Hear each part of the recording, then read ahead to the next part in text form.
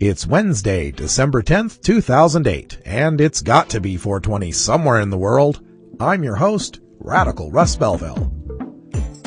Produced and distributed by the National Organization for the Reform of Marijuana Laws in Washington, D.C., this is your NORML Daily Audio Stash, the growing truth about cannabis.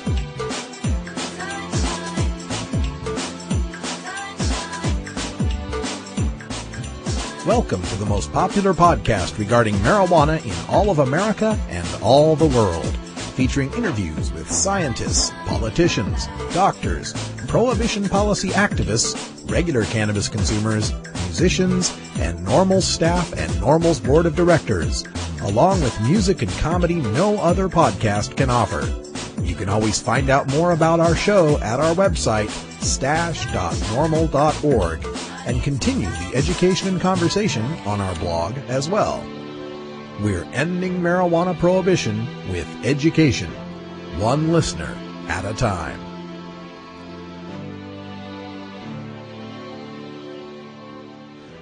The podcasting and blogging technology for the NORML Daily Audio Stash is provided by Red Aphid Interactive Media.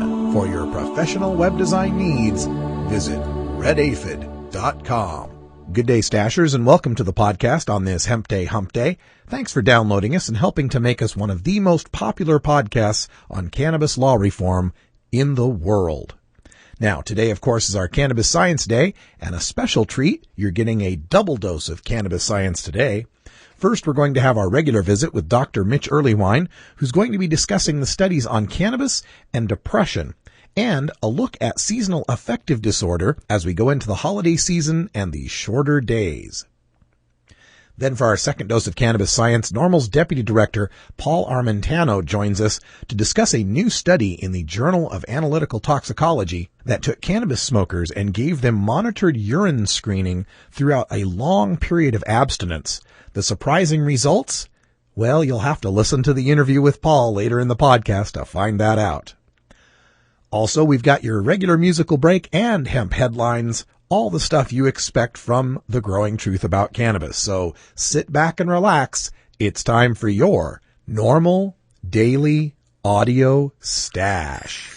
Hello, I'm Paul Stanford from the Hemp and Cannabis Foundation, or THCF. Medical marijuana is legal in 13 states today, and THCF has clinics in 8 of those states. Our doctors help qualified patients obtain an authorization for medical marijuana in their state. Patients are eligible for medical marijuana with a history of either severe chronic pain and or nausea, cancer, AIDS or HIV, hepatitis, glaucoma, seizure disorders like epilepsy, chronic muscle spasms such as multiple sclerosis or asthma, neurodegenerative diseases such as Alzheimer's, and gastrointestinal disorders like IBS or Crohn's disease.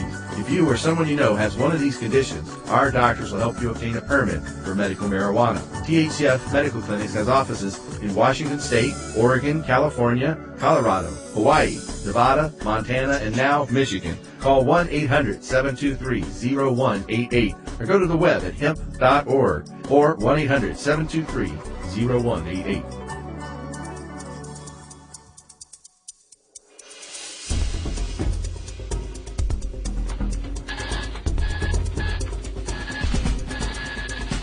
Now it's time to take a look at the latest stories about marijuana from news organizations across America and around the world in our NORML Daily Audio Stash, Hemp Headlines. North Dakota accepting industrial hemp applications from the Jamestown Sun. The North Dakota Department of Agriculture is accepting applications for 2009 industrial hemp production licenses.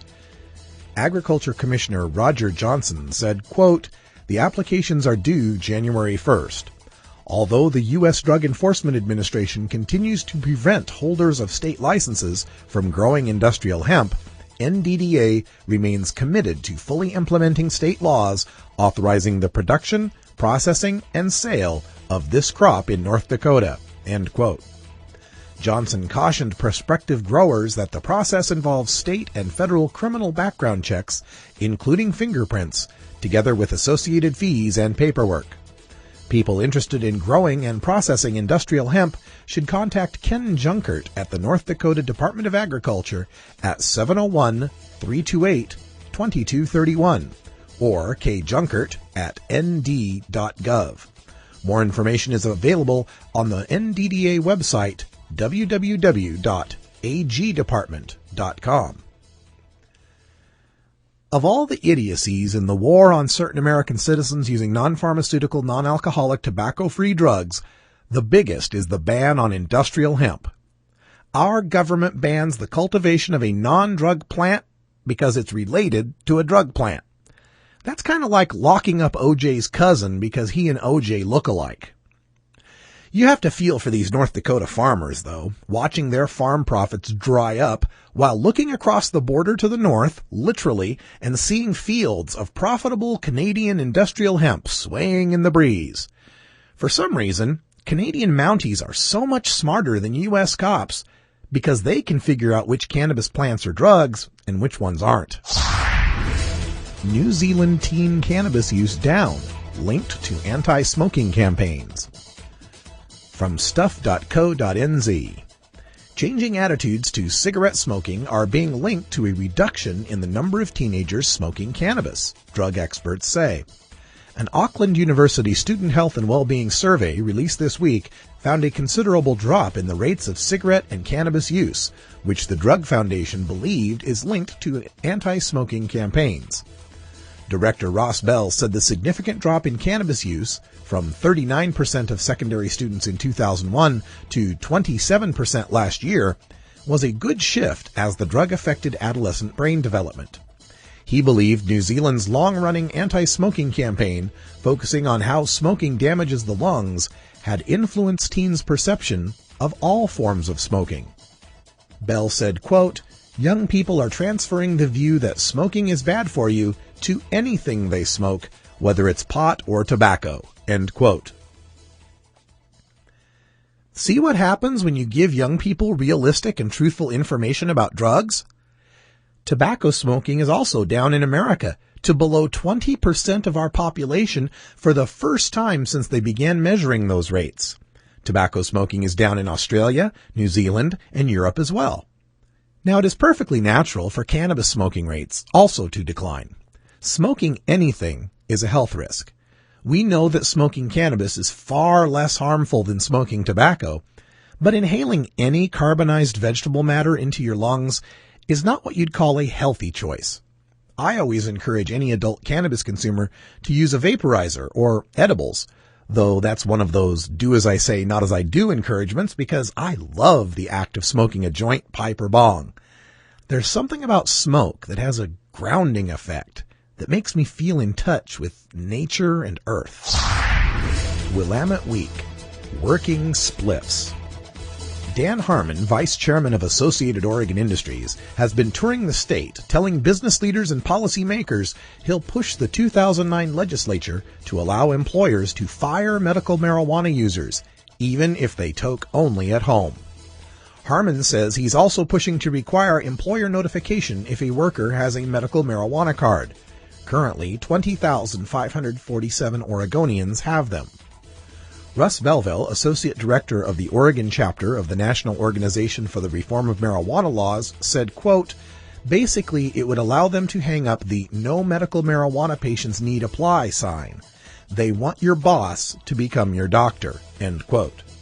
Harmon, general counsel for Portland-based building giant Hoffman Construction, echoes cops who say the law is widely abused.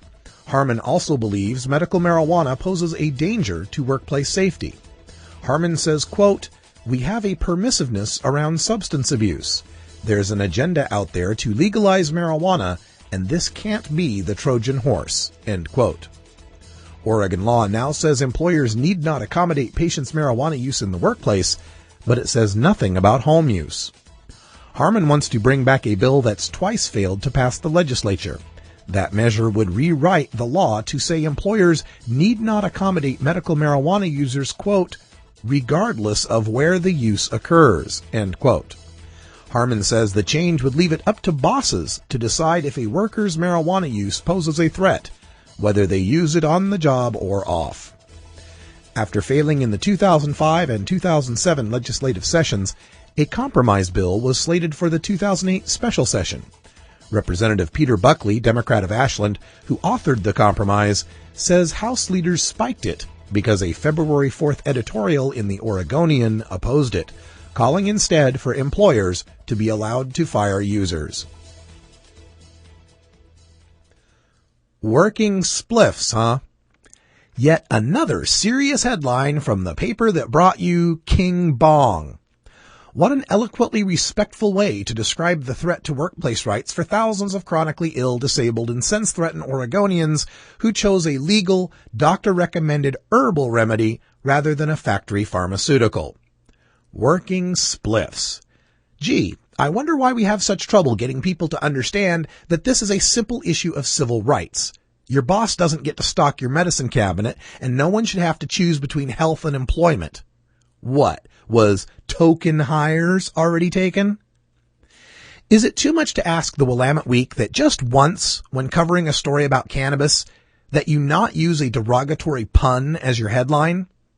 Or at least apply your cannabis headline standards to other stories. Alcoholics Pack Boozer Festival. That would be a good one to use for the Oregon Brewers Festival. You could use Run for Your Rack to describe the Komen Race for the Cure. Why not open up all popular recreational intoxicants and community health movements to your brand of witty headlines? And for those who do not use cannabis as medicine and do not support those who do, be mindful of Pastor Niemöller's poem. Do you really want to see a precedent set that employers can dictate which medicines you may take? Is a worker who uses a brain medication like Prozac a safety risk on the job? First they've come for the medical marijuana patients, but how long before they come for your choice of medication? Oregon NORML demands safe workplaces free from impairment just as much as Dan Harmon. Our difference is that Harmon believes mere registration in the Oregon medical marijuana program is tantamount to being stoned on the job. Another difference is that we believe workplaces should be screening for all forms of impairment: fatigue, drowsiness, prescription medication, alcohol use, emotional issues, injuries. And urine screens and medical marijuana cards do not prove that impairment. There are companies that manufacture impairment testing stations that measure a worker's eye tracking against his baseline unimpaired test. They are far more accurate in not only detecting impairment due to drugs and alcohol, but also for all factors, because it measures actual impairment. Workers prefer it to invasive and disgusting urine screens, which for cannabis are notoriously unreliable. Data published this October in the Journal of Analytical Toxicology showed that heavy cannabis users can show up positive on urine screens even 25 days after monitored abstinence from using cannabis.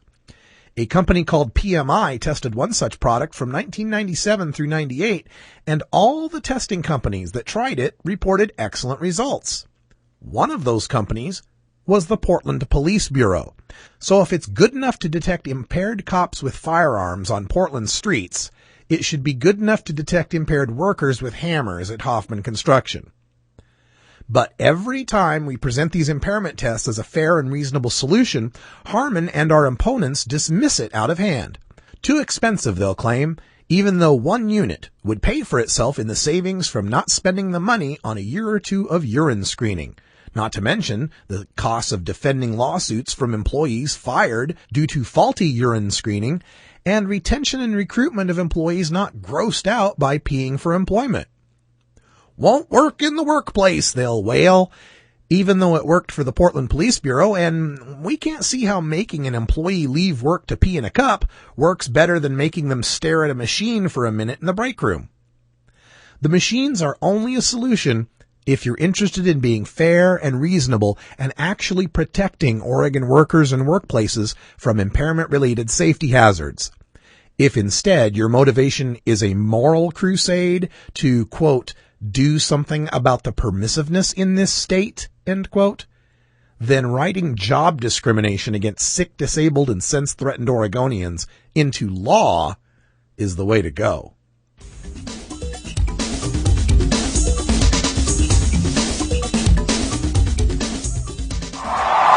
Hello, Chicago. Obama has been elected the 44th President of the United States. But will he bring us, the cannabis community, the change we can believe in? It's an issue of doctors prescribing medical marijuana. I think that should be appropriate. NORML is asking you to take action and help us hold President-elect Obama to his word with our $10,000 pro-cannabis law reform ad contest. When I was a kid, I inhaled frequently. That was the point. Just make a 30 or 60-second video or flash animation that answers the question, what should President Obama do about pot? You can submit as many entries as you like, and winning videos will be featured on NORML's website and television campaigns. What I'm not going to be doing is using Justice Department resources to try to circumvent state laws on this issue. The grand prize is $3,500, so enter early and enter often. Well, I would not punish doctors if it's prescribed. That may require some changes in federal law. Contest deadline is January 15th, 2009. Check NORML.org for official contest rules. The war on drugs has been unfailing, and I think that we need to rethink and decriminalize our marijuana laws. President Obama, we couldn't agree more.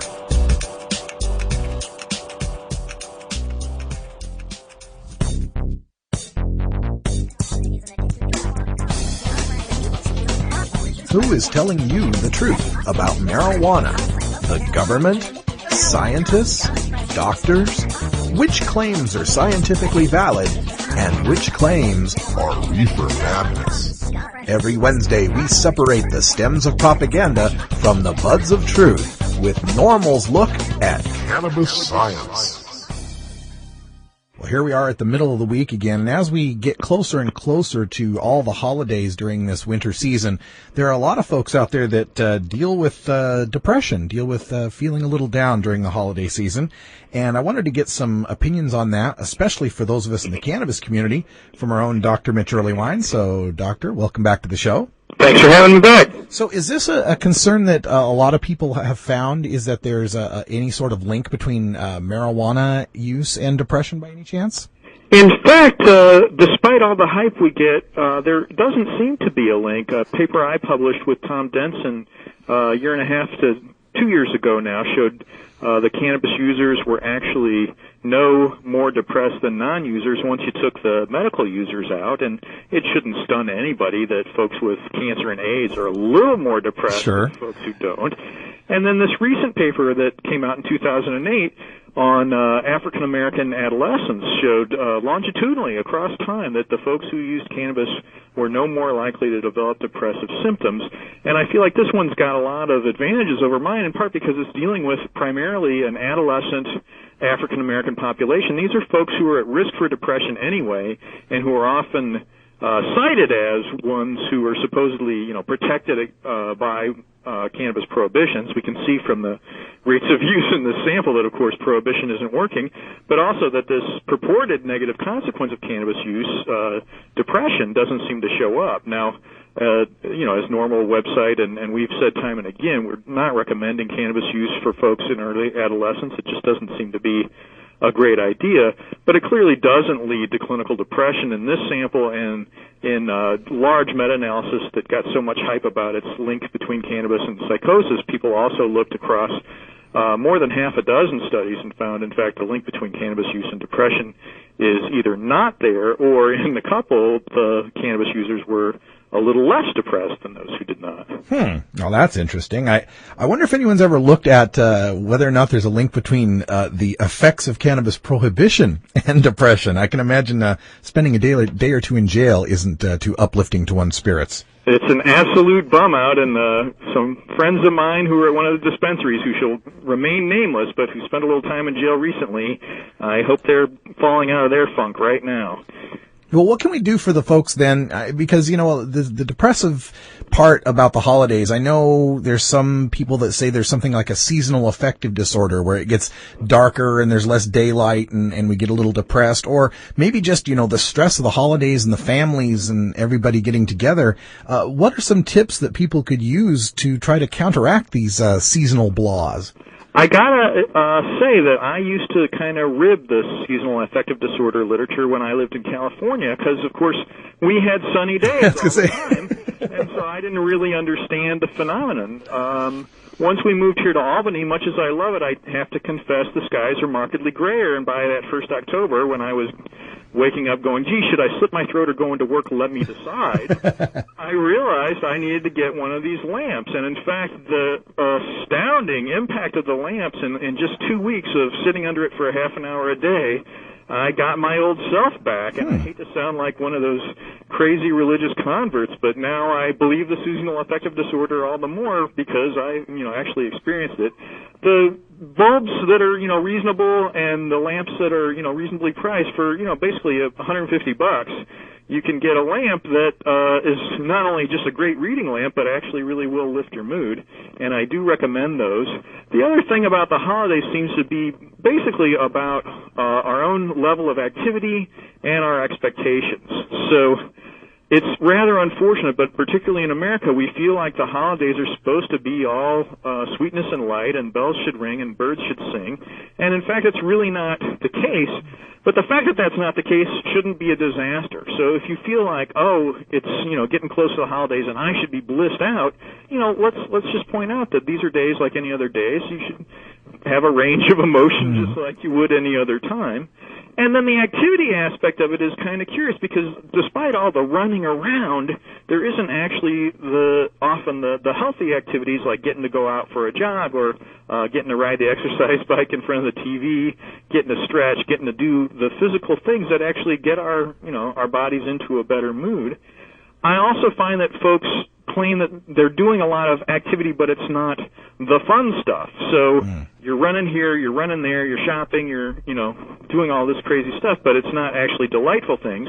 And it's funny how, as lame as this sounds, we've had data for over 30 years showing that if you would just schedule a pleasant event for each day, and I'm sure cannabis users could think of a thing or two to do, it would really make your day much better. So if you've got a little bit of built-in time to schmooze with your friends, listen to music, watch a movie, even just hang out, it's amazing how even just a half an hour to 45 minutes of that a day has such a dramatic impact when it's time you probably would have spent just running around trying to rearrange the sock drawer hoping that was going to make Christmas better.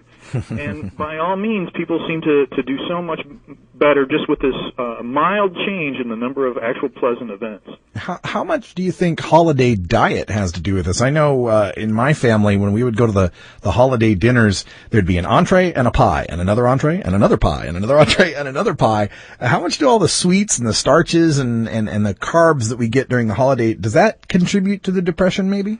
It's funny because the insulin response is one that kind of overreacts. So you get a little bit of sugar in your system and your pancreas starts really cranking it out like crazy, and often more than you actually need in order to absorb that sugar. And so then sure enough, you're in this kind of weird subacute insulin shock, kind of floating around, and of course that's really unpleasant. The other thing I'm finding time and again, both caffeine and alcohol are in sneaky ways really slipped into the holidays, often in ways you wouldn't consciously pick.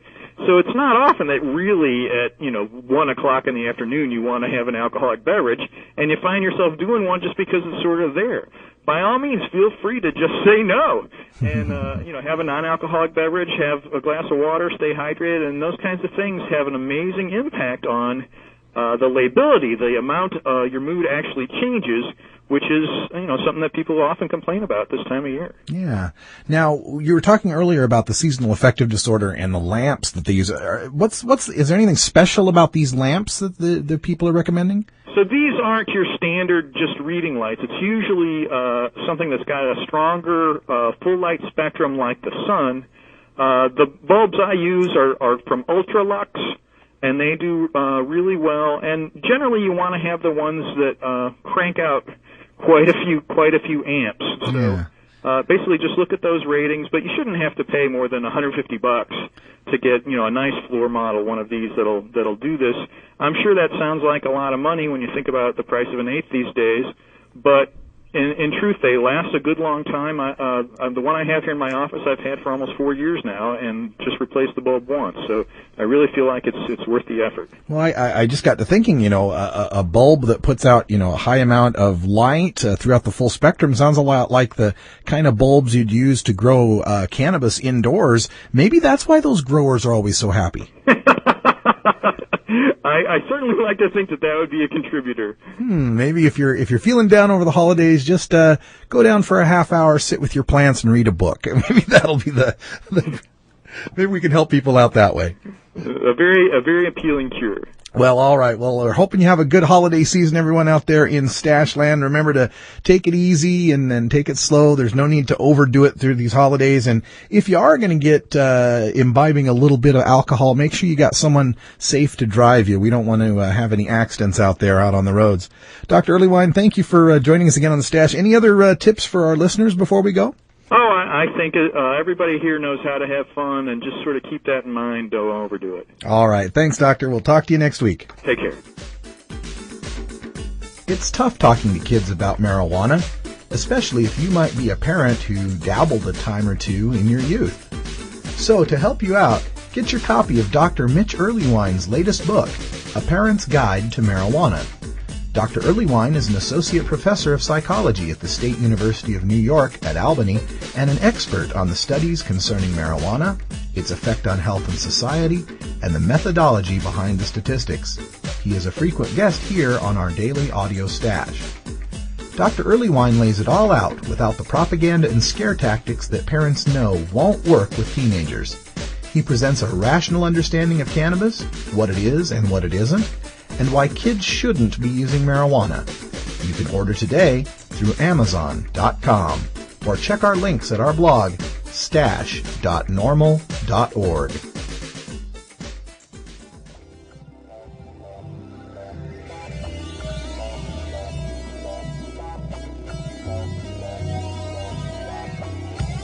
Here at the Normal Daily Audio Stash, we work hard to change our nation's marijuana laws through education and discussion. But we also take time to relax and unwind with an eclectic mix of pod-safe music from many independent artists.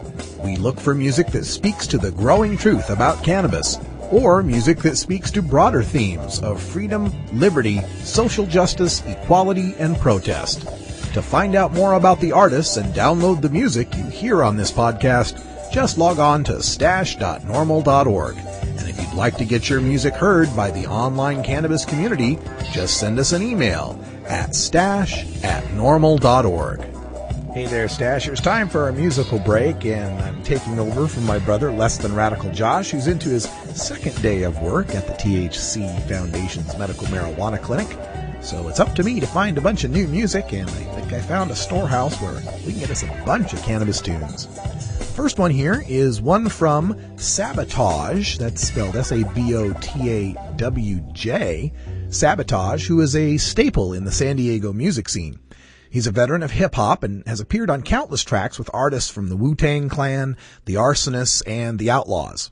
For his latest compilation, To Cannabis Club, Music to Smoke To, he reached out as far as the Netherlands to enlist some of the hottest up-and-coming artists and producers around the world to contribute to this offering. The title track, Da Cannabis Club, features Macia 1 and is just one of 20 slamming hemp-hop tracks on this album. For more information on Sabotage, check out our website at stash.normal.org. We've got links to this album and to his website, as well as an MP3 download of this song. It's Sabotage and Macia 1 with Da Cannabis Club. Yeah. It's abrasive, yeah, and double E, GJ, yeah, yo. Pass me the chronic for this one, yeah, got a blaze up a nice fat spliff for this. Yeah. Yo, turn the lights down, blaze the weed up, spit to relieve stress before I self-destruct. I got problems plaguing my mind, but I don't give a fuck when I'm blazing, I'm fine. Don't chat to anybody when I'm feeling depressed. spark in the weed is what's healing me best. So I blaze a pursuit without any hesitation. I'm guilty of being under intoxication. Time slowed down, seconds seem longer. With every talk I take, the high gets stronger. And it feels great, my mind stays euphoric. That's cause I fuck with the highest grade product. No, I'm on some shit to elevate. My thoughts feel so fucked up I could desecrate a corpse or some other crazy shit. It's at my discretion, I'm on a high profile 24/7, I'm a herbivore. Spend days puffing the green, me and my clique staying nothing but lean. Getting lifted and licked on a daily basis. So roll up the suit and get wasted. I'm a herbivore. Spend days puffing the green, me and my clique staying nothing but lean. Getting lifted and licked on a daily basis. So roll up the suit and get wasted.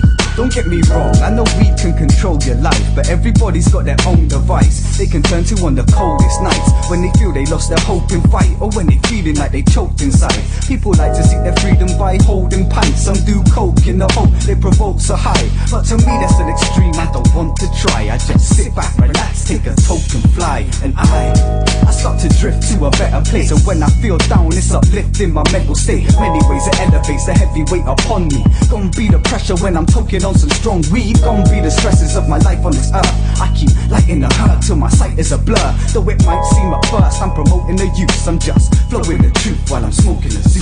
I'm a herbivore. Spend days puffing the green, me and my clique staying nothing but lean. Getting lifted and licked on a daily basis. So roll up the suit and get wasted. I'm a herbivore. Spend days puffing the green, me and my clique staying nothing but lean. Getting lifted and licked on a daily basis. So roll up the suit and get wasted. I smoke weed like it's going out of fashion. Know that I'm gasping, sitting here stoned at me plotting. Car rolling through laughing, calm zoned in a passive pose interacting. Close with the rastas who possess the most potent of grasses. Roll as a fat spliff, abrasive, make it cold and attractive. See me G will never ever give out THC. Before I do that, they'll have to cremate me. Before they do that, they'll have to feed green weed substitute. Love the zoo too much to get a buzz that's loop. To see it makes you sick, but it's called to puke. I hit loads of groups, I'm a herbivore. Only 12 when I learn to score. Only burn when my nerves are raw. I'm twisting the sticks quick, let's all get lifted. I'm a herbivore. Spend days puffing the green, me and my clique staying nothing but lean. Getting lifted and licked on a daily basis. So roll up the suit and get wasted. I'm a herbivore. Spend days puffing the green, me and my clique staying nothing but lean. Getting lifted and licked on a daily basis. So roll up the suit and get wasted. Yeah. Shout out to Double E, GJ, and I'm abrasive. Peace.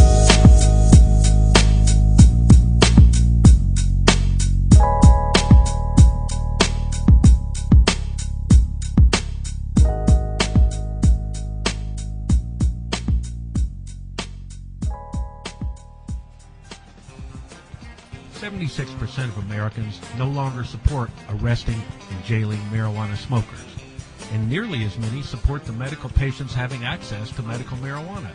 And over 80% of our citizens now believe the war on drugs is an ineffective failure.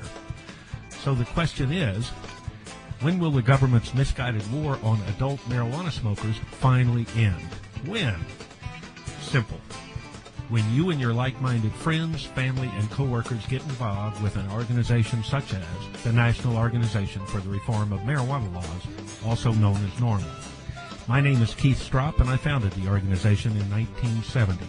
Contact us at NORML, toll-free, 888-67-NORML, or by visiting the organization's up-to-date webpage at www.norml.org. We're always looking for the latest in cannabis science research, and some new studies have come out about drug testing that we thought we'd bring up to you. And joining us here is Paul Armentano, the Deputy Director of NORML, who's been digging deep into these abstracts and the conclusions and is going to give us the summary of what's going on here. So, Paul, welcome back to the show. Thanks for having me, Russ. So, first of all, this study, was research from the National Institutes of Drug Abuse. Is that correct?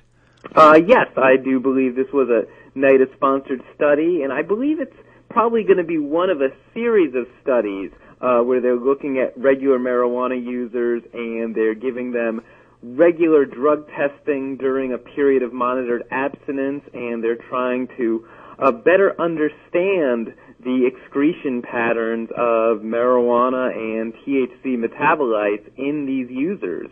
As widespread as drug testing is, whether it's in the workplace or elsewhere, believe it or not, there's actually really a dearth of information pertaining to detecting the residual metabolites of marijuana in cannabis users. Yeah, and something about this study that I thought was kind of neat is how the like you said, the observed abstinence that they're being launched in. It's not an honor system. This is an actual laboratory setting where people had admitted to using marijuana, and then they're forced to not use it, and then participate in these urine screens. And what did we find out from here that's surprising about how these drug tests detect the metabolites?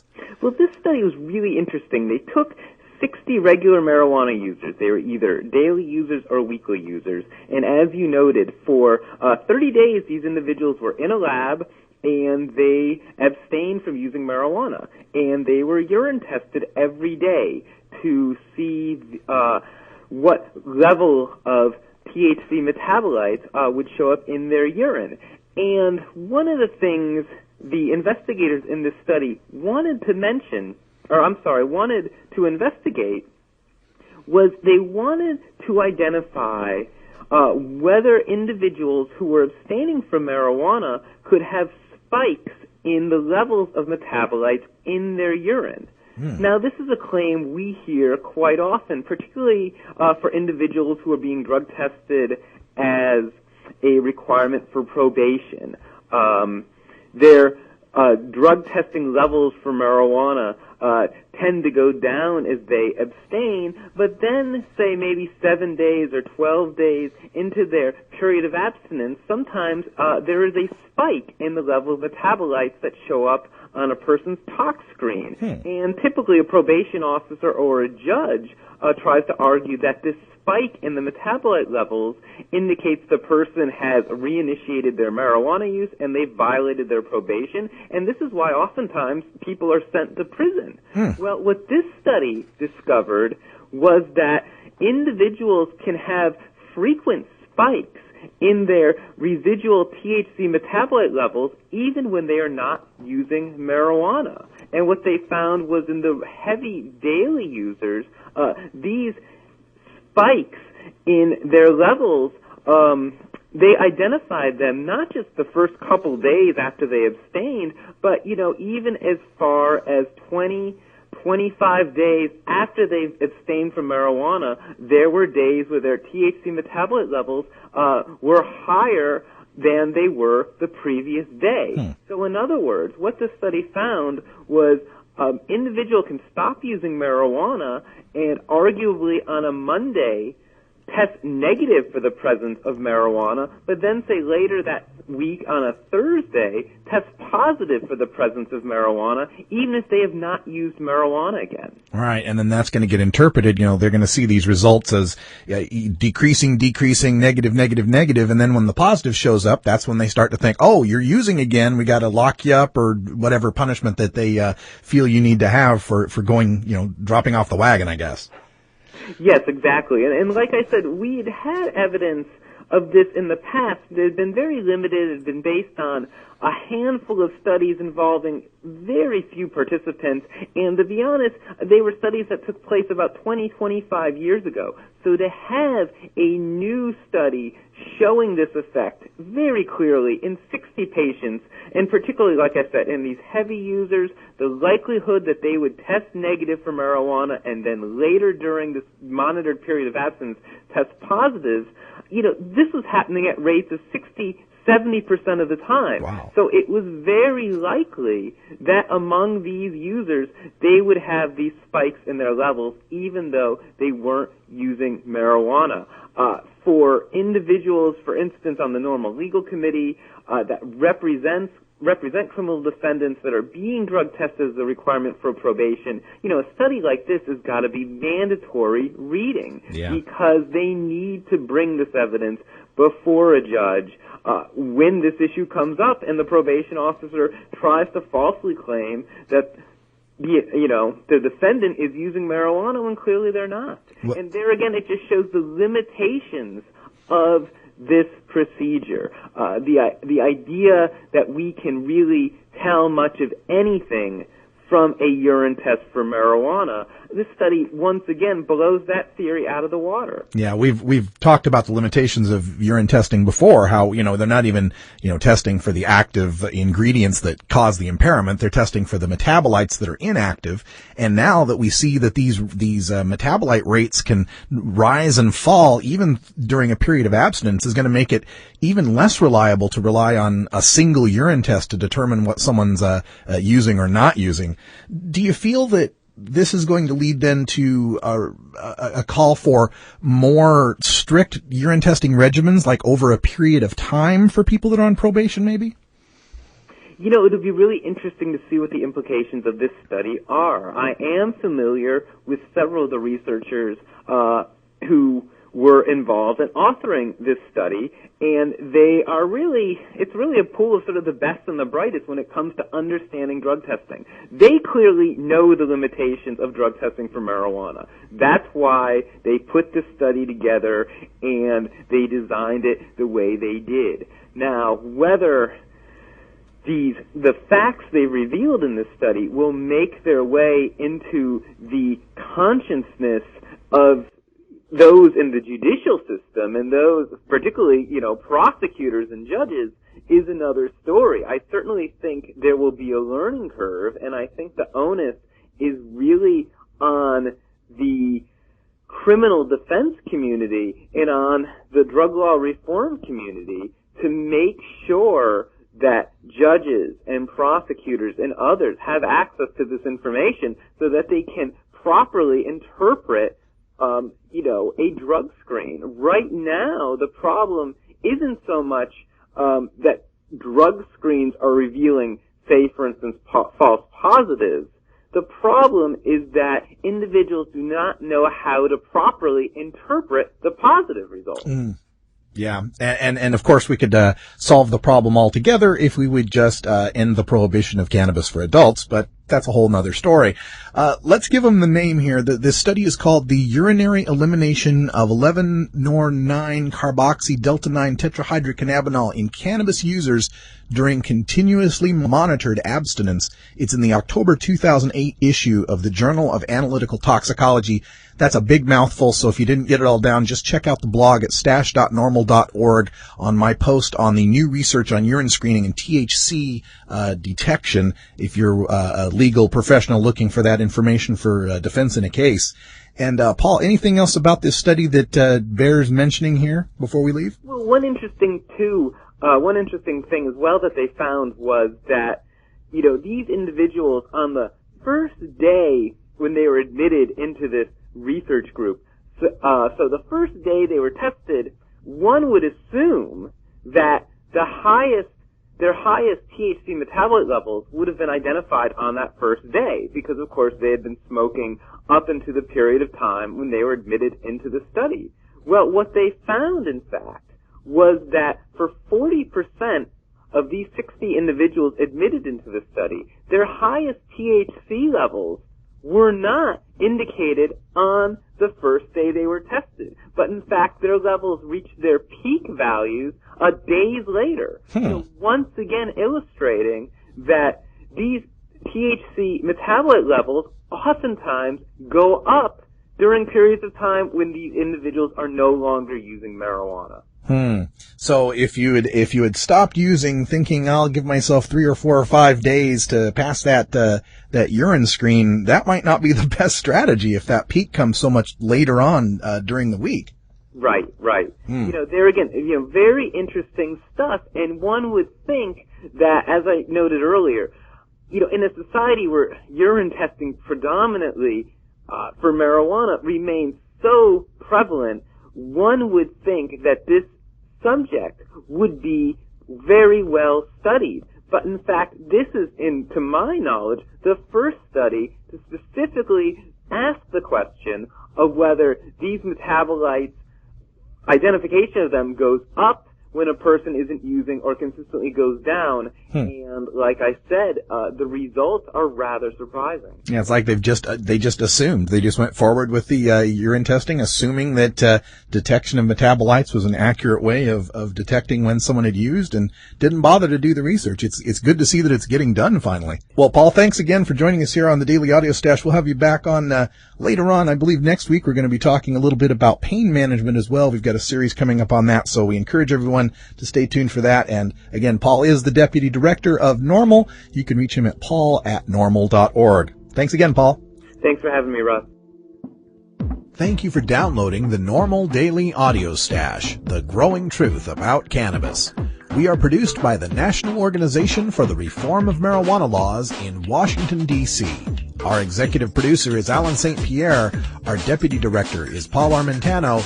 Our webmaster is Brian Judy. And web production is provided by Red Aphid Interactive Media. As always, you can catch up on the latest information about marijuana at www.norml.org. And you can interact and download from our Audio Stash blog at stash.norml.org.